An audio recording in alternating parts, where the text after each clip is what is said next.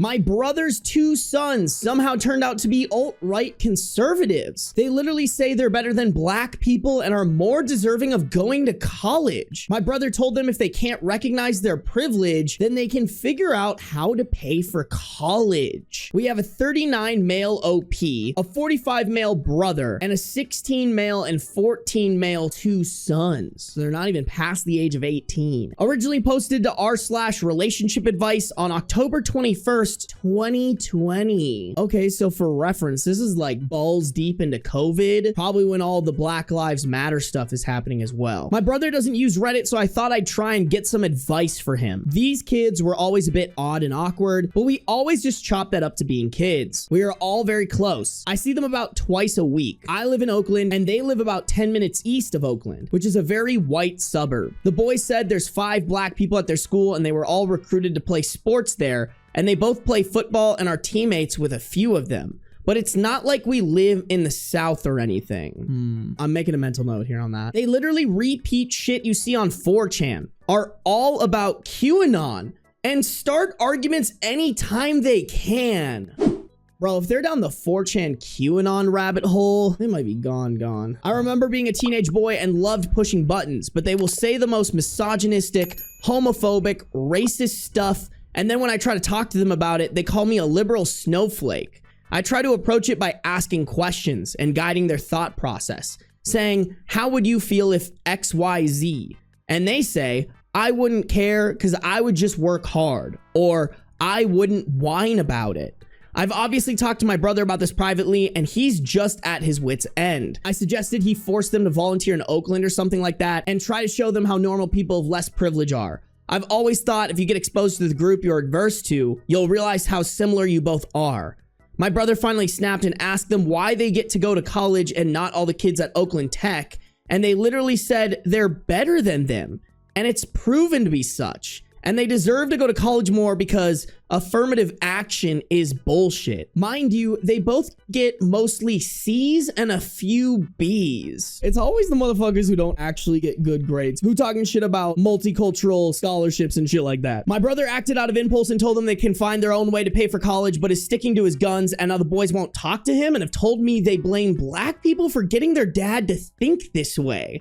I am shocked by their behavior, but feel my brother's decision will just push them further down this path. It's okay for them to be Republican. Hell, if they were just Trump supporters, I feel like they could make it work to just avoid certain conversations, but it feels like they're steps away from becoming Nazis. Any advice? I'm just making assumptions here. Based off of this sentence, this is the first part that I was like, it sounds like they go to a very privileged school where like it kind of reinforces everything that they're reading online. Call me a shitty person, but I think these kids need to be sent to a shittier school with more diversity, because it sounds like if they're recruiting people to play sports there and there are 5 black people at the school, it's probably like a private school of some sorts and they're very privileged. Bro, y'all want to live on your fucking little pedestal? Cool. We'll rip that pedestal right out from underneath you. If these are my kids, like I'd fucking yoink. We're sending you to a school so that you can actually see how it really is, bro. How completely underprivileged a lot of black communities are and other minority groups. Also, I think you need to take away their access to the internet. I'm very against taking away teenagers' access to the internet because it isolates them from the communities they identify with. But when the communities they identify with are racist, homophobic, misogynistic, and not the routes you want them to go down, bro, fucking yoink the plug on your router. Get them fucking flip phones. Listen, if they turn 18, unfortunately, there's not much that OP or the brother can do. But for the next 2 to 4 years that those motherfuckers are living in your house, no internet until they can act right. Me personally. And then if they even earn the right for internet back, heavy supervision. Like, this is why I'm a big fan. Like, if you have kids, you need to be checking what they're looking at on the internet. Kids are gonna say stupid shit, and you should be able to have conversation about that stupid shit and explain why it's stupid shit and teach them how to go about it. The easiest case is just porn. Like, porn is probably the #1 thing, at least for guys, where like parents typically don't want them watching it, but like, let's be completely honest, kids are gonna fucking find that shit. So instead of acting like they are never going to look at it ever, we should address it as, hey, I know you're gonna find this shit, just when you do, I need you to be coached on it. I think that level of internet supervision is is super healthy and completely necessary in today's day and age. Or else your kids are gonna fall down the tater tot rabbit hole. They're gonna download 4chan and they're gonna start listening to these fucking morons on the internet. There needs to be more supervision for kids on the internet. I don't care if they're fucking 16. It's never too late for a 16-year-old to fall down the rabbit hole. It's never too late for a 23-year-old to fall down the rabbit hole. Jay said, if those kids get their asses kicked by pissing off the wrong person, I would feel no sympathy for them. I think this is probably one of the most controversial takes. I've said it before on my channel. Sometimes that's necessary. I'm not pro bullying, but sometimes there are people who are entitled and they act a certain way. And at a young age, when they're developmental, you don't want them growing up feeling like that, because then they bring it into adulthood and that turns into negative traits as major as becoming a Nazi or as minor as just not being able to hold down a job. And I say this also, chat, coming from a place where this happened to me. Like, I've talked about this before. I played on an older hockey team. I thought I was hot shit. I was annoying as fuck. Somebody put me in my place. Did I perceive it as mean at the time? Yes. But I look back at it now and I'm like, I was being fucking annoying. I was keeping them up late while we were out traveling, I think like in Boston or Dallas or something like that. And we needed to be in bed so we could get up, be rested well to play the next morning. And I was being loud and annoying with another kid. One of the other kids just walked up, punched me in the leg, went back to bed. And I shut the fuck up. And then I never did it again. Listen, do I think bullying is okay? No. But do I think every once in a while there needs to be a correction? And sometimes the only way that correction happens is by fucking around and finding out? Yes. I do think sometimes the fuck around and find out principle just needs more opportunity for you to find out. Relevant comments. Commenter 1.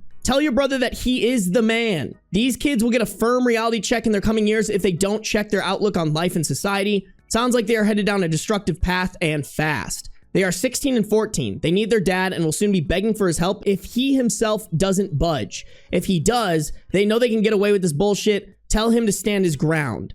OP, that's what I said to him at first. Like, maybe you should have threatened something smaller, because if he doesn't follow through with this, it'll be an empty threat and they won't take him seriously. I mean, I don't even think you should be like threatening stuff. Like, this is a change in behavior type of issue. Like, oh, hey, you feel a certain way about these people? Like, we're gonna overexpose the fuck out of you. We're gonna take away your internet. We're gonna yoink away all the things that are feeding you this information. And we're gonna start at least trying to feed you different information. Commenter 2. So I assume from the bit about the kids getting recruited to their school for sports that they're in a private school. So step 1 would be send them to a public school. That's why I said, well, maybe not exactly like that, but that's what I meant. They'll get worse at first, seeing a large sample size with a spectrum of behavior from their peers of color, but they'll see it from white kids as well. And they'll see plenty of counter examples in the non-white kids.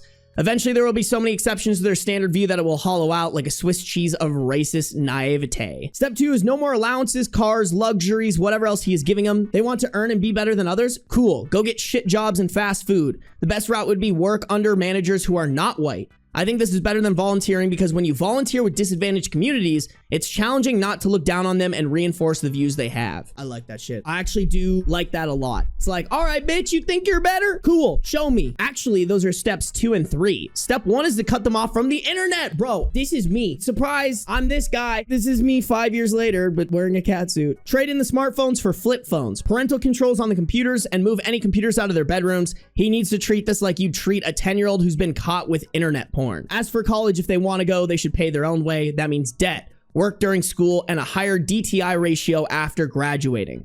So far, they've been the recipients of others' work and deceived themselves into believing they have earned it or deserve it. Let them see what they can earn without daddy's help. The experience should provide empathy, but even if it doesn't, it will help prevent their joining the yacht club frats that breed racism on campus. OOP replied to that saying, they go to public school, but it's one of the best ones in California and is almost all white. I don't think kids are technically recruited, but there's always a few that drive in from Oakland or Richmond to play sports because it's a pretty good football school. I didn't think of what you were saying though, but maybe sending them to Oakland High or even Skyline could be the move. Whether it's a public school or a private school, they're clearly at a more privileged school where they're not being introduced to the right crowds. You need to introduce them to the right crowd. I think that's the most important part. And also, it doesn't even sound like they're really thriving at the school, bro. They're getting fucking B's and C's. Like, I shouldn't shit on that, I know, but like, that's not good enough to keep them in their privileged school, you know, and feel bad about disrupting their academic career. The top comment on the post, it's a crazy idea, but hear me out. It could benefit them to sit down and talk with a reformed white supremacist. They need to look at what they could become in the future and hear from someone who's thought like them and learn from their mistakes. There are lots of groups out there that can help to de-radicalize the members of hate groups and help them rehabilitate like life after hate.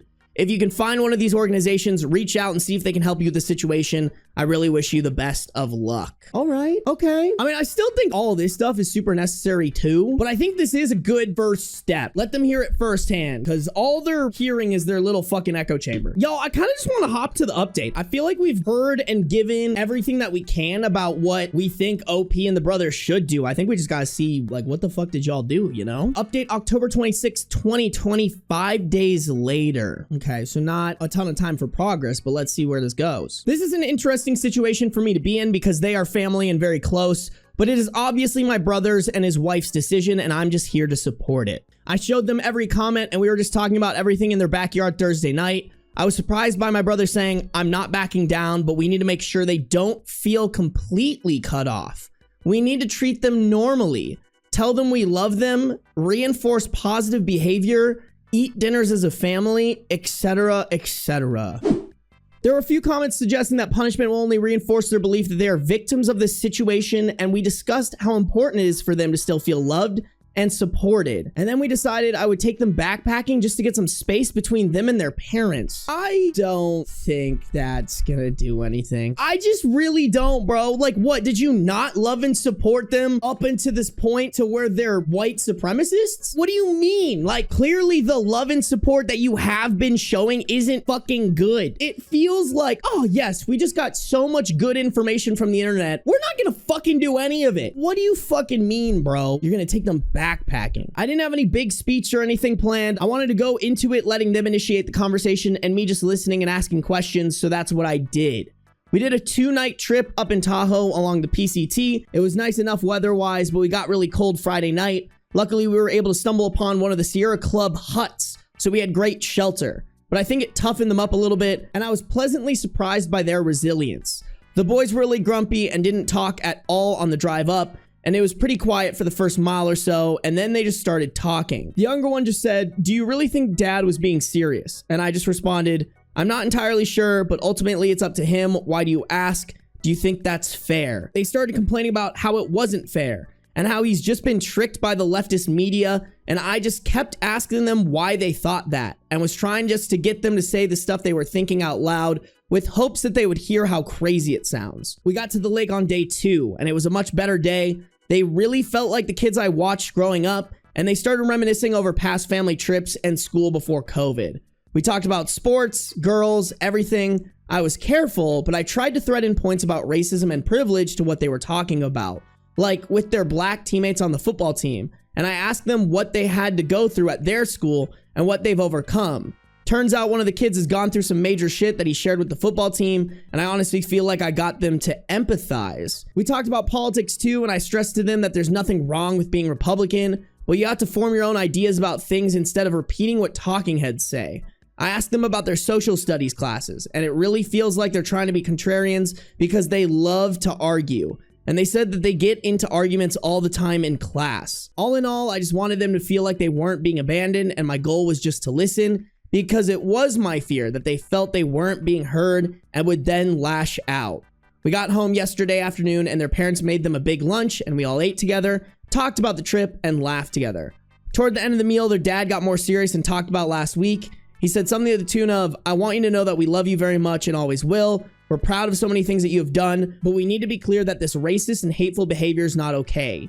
He then said that they are both getting jobs as soon as possible, and their dad is letting them put that money into their own checking accounts. And then he has separate accounts set up for their education, and told them that he will match each dollar they put in the education account. And if there's any left over at the end of college, it's theirs to do with what they please. The parents will still feed them and buy them clothes, but everything else, including gas and auto insurance, is on them. The boys were annoyed by this, obviously, but they seemed relieved that they weren't going to have to pay for all of their own college. Additionally, he asked them how much screen time per day do they think is reasonable. They said 2 hours, and their dad said, maybe 1 day, but let's find a middle ground. And they agreed on 1 hour a day after their homework, sports, and jobs were completed. And they could only use devices in common areas of the house. After the hour, they're going to show mom or dad what they watched or played. He also told them they're getting flip phones, and if they wanted an iPhone again, they could pay for it themselves. Okay. Me and my brother discussed a few of the comments that were kind enough to shed light on forcing them to volunteer, and we heard you. The last stipulation was that they are going to volunteer with a charity of their choice once a month. Doesn't have to be in Oakland or to do with POC, and they would be the ones to reach out and set it up. All in all, I think this weekend was a success. The boys are mad, but it feels like they're overwhelmed with this new sense of responsibility, which I think is a good thing because it means they're taking this seriously. Now it's on their parents to keep up with it and enforce everything.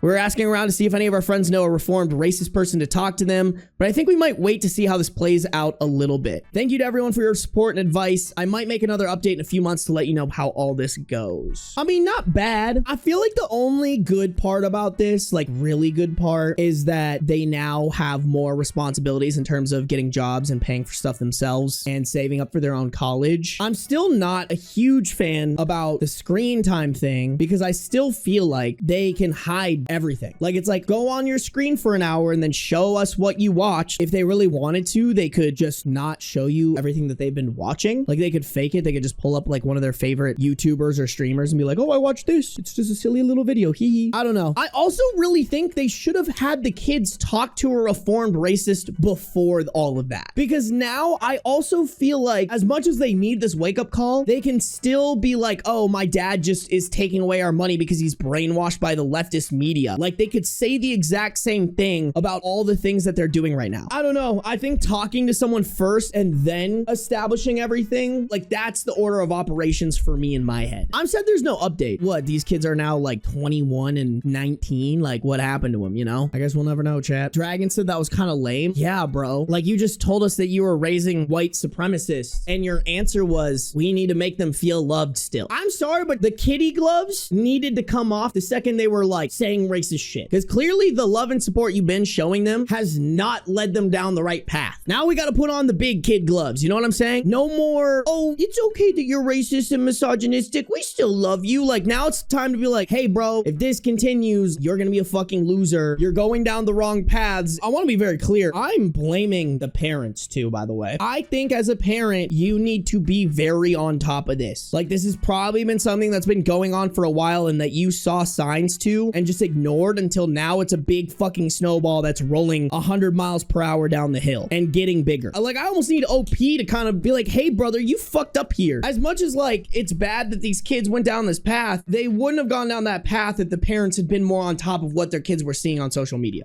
I hope those kids are not fucking little idiot racists anymore. Like, I hope that's something the family can just kind of laugh about now, you know?